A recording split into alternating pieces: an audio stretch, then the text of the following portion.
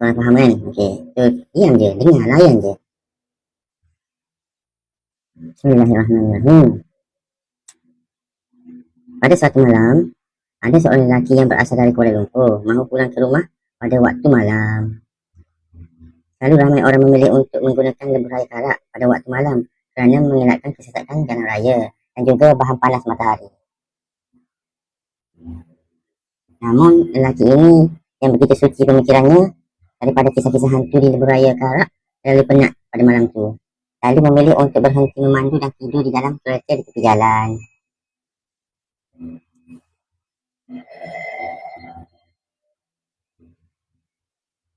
Baru sahaja beberapa minit dia terlelap, dia kembali dikejutkan dengan bunyi ketukan tingkap dari luar. Rupanya ada seorang budak lelaki yang merenungnya tanpa berkelip-kelip dan bertanya padanya, di mana ibunya? Pemandu itu masih mempunyai naluri yang kuat. Naluri kuat mengatakan dia harus menghidupkan enjin kereta dan memecut laju dengan mempedulikan budak misteri itu. Pemandu itu pun terus meninggalkan tempat tersebut dengan kereta yang dipecut laju.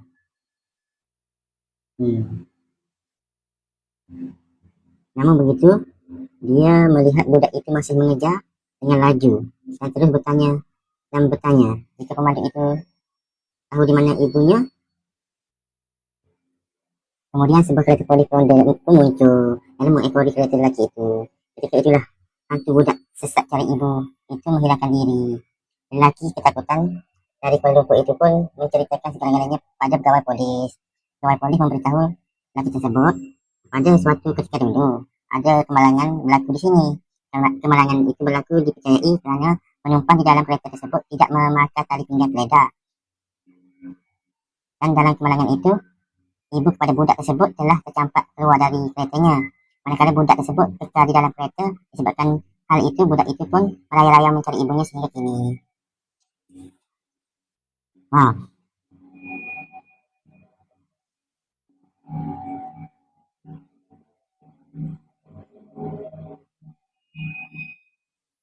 Ada orang kata, semasa kemalangan itu berlaku, budak itu yang duduk di bahagian depan, manakala ibunya sebagai pemandu, karena kemalangan itu cermin pecah dan kaca menusuk ke mata budak itu. Sungguh sadis. Sebenarnya kisah ni kisah yang betul-betul berlaku. Saya ucapkan Al-Fatihah. Semoga rohnya ditempatkan di kalangan yang soleh. Bagi budak tu memanglah kan, dia anak syurga. Ini pada ibu dia, arwah ibu dia. Dia letak kat sini gambar wak segan kuning.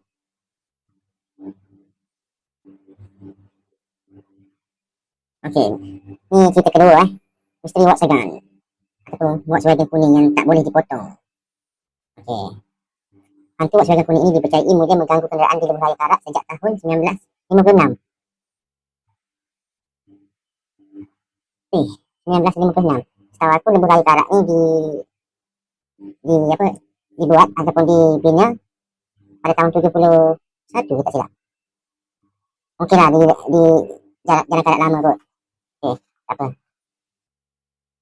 Tetapi selepas lebuh raya utara selatan dibina melintasi kawasan yang dinamakan Jelapang, sejak itulah hantu wak segan kuning semakin ketara muncul dengan mengganggu kenderaan yang lalu-lalang di situ. Okey, korang tahu tak kawasan yang dinamakan Jelapang? Di kawasan mana dia? Kedah ke? Puncanya dipercayai bermula dari sebuah kisah seorang isteri yang turun telah membunuh suaminya dengan kejam dan kemudian merampas kereta wak segan kuning milik suaminya. Sang suami mati sambil menyimpan rasa dendam yang membara untuk memiliki semula wak segan kuning tersebut. Kenyataannya, jika benar hantu wak segan kuning ini wujud yang pernah dilihat orang, maka itu adalah jin, keturunan iblis yang bergelar jembalang. Maka itu adalah jin, keturunan iblis yang bergelar jembalang. Bukan si suami malang yang mati dibunuh kejam.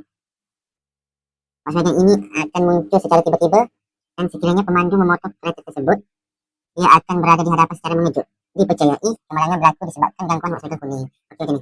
Sekiranya korang tengah memandu, tengah driving dekat area yang dimasukkan tu, tiba-tiba di hadapan korang muncul dengan tiba-tiba je wak segan kuning ni. Jadi mungkinlah dia bawa dalam keadaan yang perlahan 40 ke 50 per jam. Jadi korang mesti nak laju kan. Bila korang cuba melintasi kereta ataupun warna kuning tu, di situ dia akan mula mengganggu anda sehingga boleh menyebabkan kemalangan maut. Itulah.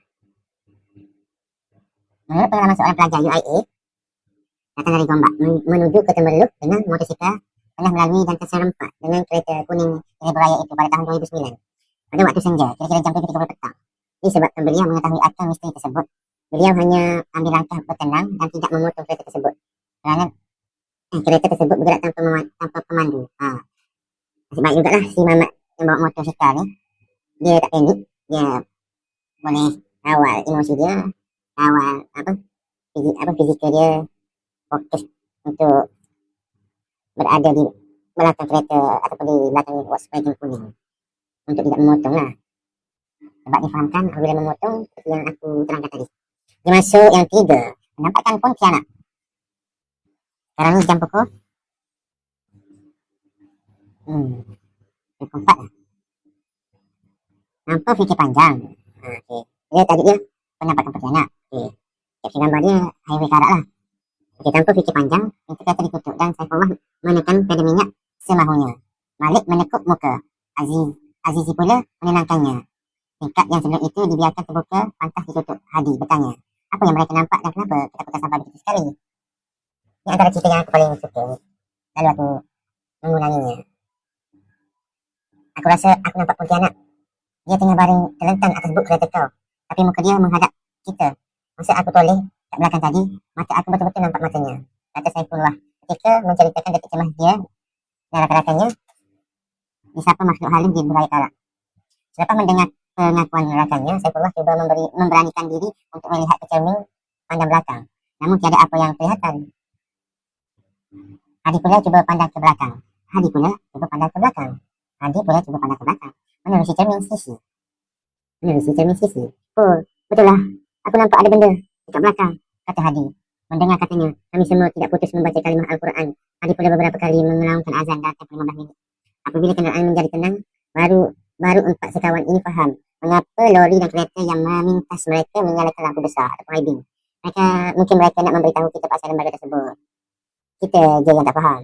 Mujur juga mereka masih boleh mengawal kenderaan kerana panik dan takut melampau juga boleh mengundang kecelakaan ataupun kemalangan sehingga boleh meragutkan nyawa.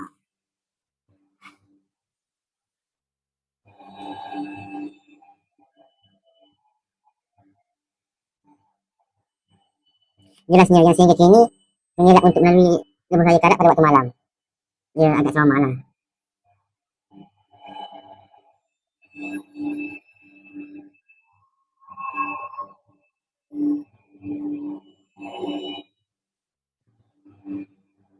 Tidak menolak kewujudan LTT di laluan berkenaan, ramai yang berpendapat kawasan di sepanjang Lebuh Raya tersebut memang keras. Menerusi carian di beberapa blog yang memaparkan cerita seram, sudah ramai yang disakat oleh makhluk halus, terutamanya jika menggunakan pada waktu malam. Ada yang mengaitkan gangguan-gangguan tersebut terjadi ekoran kejadian kemalangan maut yang kerap berlaku di situ. Mungkin juga ruh yang tak terseram. Ada juga yang berpendapat kawasan tersebut memang keras kerana ia adalah tapak asap perkuburan lama. Perkuburan lama tu perkuburan yang di tengah-tengah hutan lah kan. Maksudnya sebelum wujudnya Lebuh Raya tu, kawasan tu hutan, kubur tu di tengah kawasan hutan kan tu. Okay, kita masuk ke cerita yang nombor 4 Kereta sebuah keluarga rosak dan tersadar di tepi Lebuh Raya. Okay, kita letak gambar kat sini, sebuah kereta Ponda Polis dengan 2 anggota polis dan sebuah kereta yang tersadar tadi dengan seorang ibu pada seorang anak yang digendongnya, yang masih berada di dalam kereta tersebut. Dan diletak di sini satu lembaga yang mengerikan. Okey, kita cuba masuk ke cerita dia.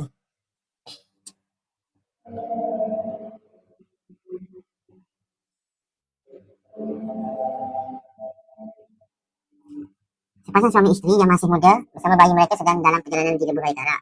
Iaitu waktu malam. Mereka memilih waktu malam untuk mengelak trafik jam dan panas matahari. Alasan dia orang ni sama kan? Ya, betul lah. Semasa si suami memandu dalam kesunyian Lebuh Raya Karak, tiba-tiba kereta yang dipandunya menghadapi masalah dengan enjin terus mati. Si suami terkejut kerana dia yakin dia ada periksa kereta tersebut sebelum memulakan perjalanan untuk keselamatan keluarganya. Kemudian mereka tiada pilihan lain selain berhenti di tepi jalan, di tepi highway karak lah.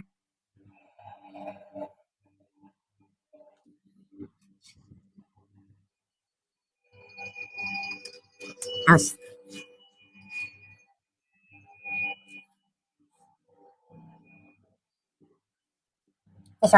Si suami keluar untuk periksa di kereta tersebut, manakala si isteri bersama anak mereka menunggu di dalam kereta.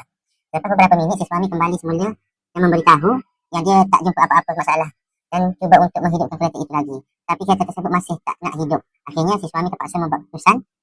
Dia decide untuk dia membuat keputusan yang sukar, sama ada tunggu sahaja sampai kereta lain lalu atau cari pondok telefon berdekatan. Ini apa nak cari pondok telefon di tengah-tengah hutan macam tu?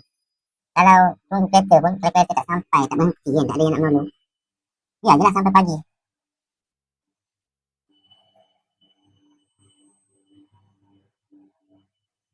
Tidak ingin meninggalkan keluarganya, si suami mengambil keputusan untuk menunggu. Namun setelah 20 minit, tiada satu pun kereta di situ lalu di kawasan itu. Si suami tiada pilihan, dia nekat untuk cari pondok telefon berdekatan. Sebelum pergi, dia menasihati istrinya untuk mengunci pintu kereta, lalu dengan berat hati pergi meninggalkan isteri dan anaknya yang masih kecil. Si isteri hanya melihat suaminya berjalan pergi dengan kerisauan di minda. Dia berdoa agar seseorang akan ternampak kereta mereka yang rosak dan menawarkan bantuan lambat laun nanti. Dia juga khawatir jika kemalangan terjadi di Jalan Raya Karak. Berjam-jam berlalu dan si isteri mula bertambah risau. Dia risau jika sesuatu terjadi pada suaminya.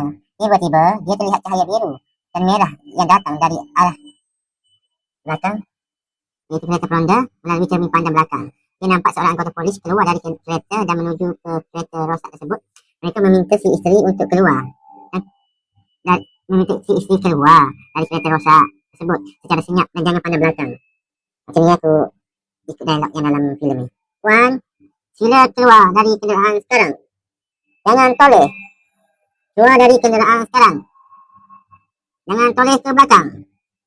Macam tu lah polis tu cakap. Dia announce dekat loudspeaker lock mic. Okay, so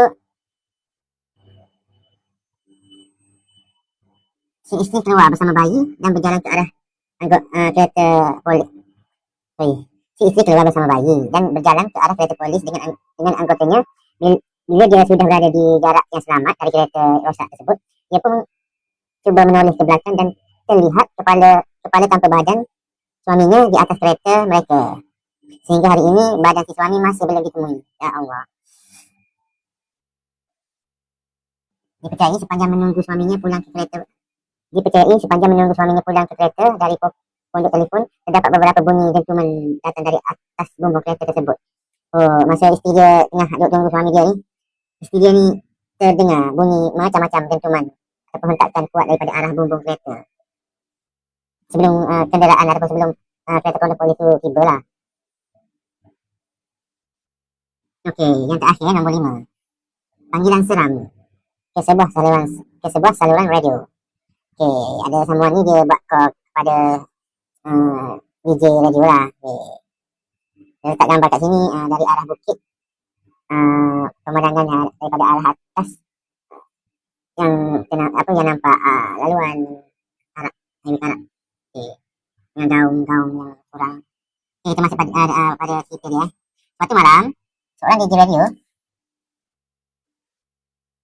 pada tahun 90-an mengadakan satu rancangan berkongsi cerita seram. Ada seorang pemanggil call dan ceritakan satu pengalaman mengeri. Cerita itu didengar secara langsung di radio oleh semua pendengar seluruh Malaysia pada ketika dan waktu itu. Pemanggil itu telefon dan menceritakan pengalaman dia sedang memandu malam di satu lebuh raya bersama isteri, anak dan kedua orang tuanya, yang mana kemudian mereka terlibat dalam satu kemalangan tragik. Kereta yang dipandu itu terjatuh ke dalam gaung. Dia memberitahu dia sangat sedih kerana kedua orang tuanya dan seluruh ahli keluarganya meninggal dunia akibat kemalangan tersebut. Akhir sekali dia berkata dia nampak dirinya juga mati di tempat kejadian.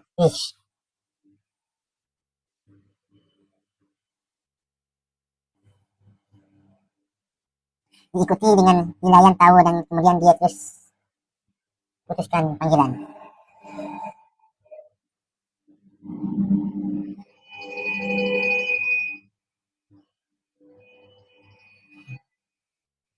Digiral dia berkenaan cuba memanggil semula beberapa kali dan panggilan tidak dapat disambung lagi. Beberapa minit kemudian rancangan kembali seperti biasa. Ramai yang menyangka itu hanya sekadar satu panggilan palsu atau prank call. Namun keesokan harinya, di akhbar terpampang berita mengenai kemenangan di kilometer yang sama seperti yang diceritakan oleh si pemanggil radio malam tadi. Yang masa yang mati adalah 2 orang warga emas, seorang kanak-kanak dan sepasang suami isteri. Gigi radio berkenaan terkejut lalu cuba mendengar semula rakaman malam tadi dari pemanggil misteri tersebut. Namun rakaman tersebut kosong dan hanya dipenuhi dengan bunyi senyap dan yang mengerikan.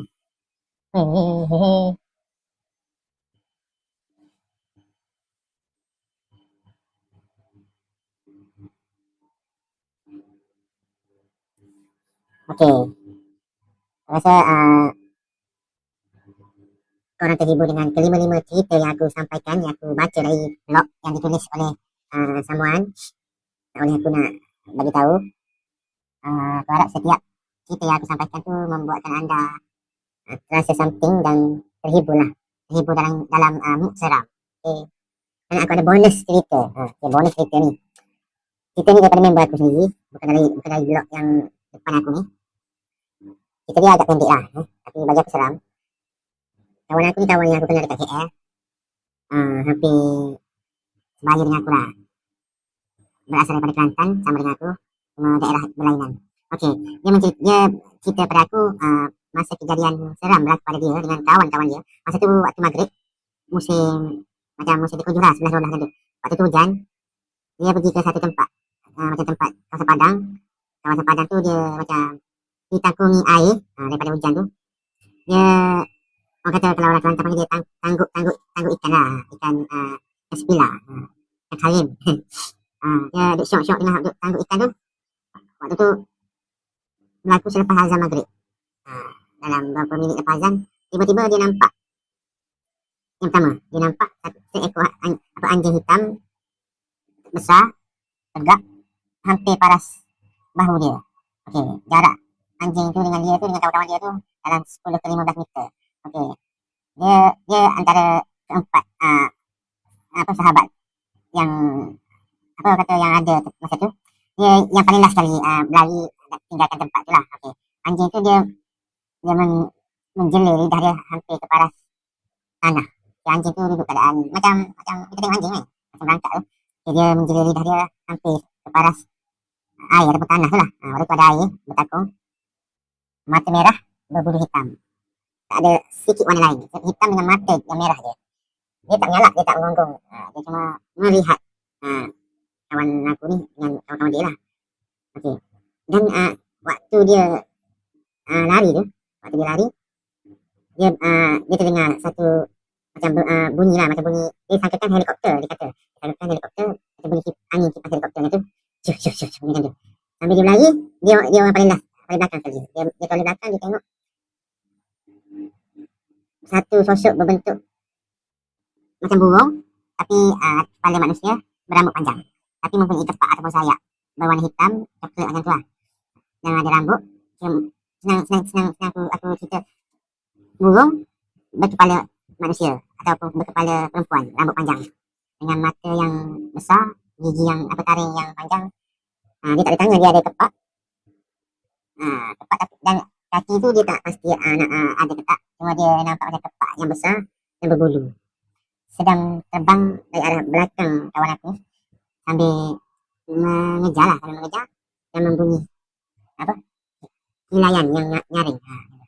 Dia seperti lansway lah, macam lansway menilai, tetapi benda ni dia berkepak, ada sayap, tapi berkepala seorang perempuan berambut panjang lah, yang menilai, membunyikan nilaian ataupun tawa. Dia menilai lah.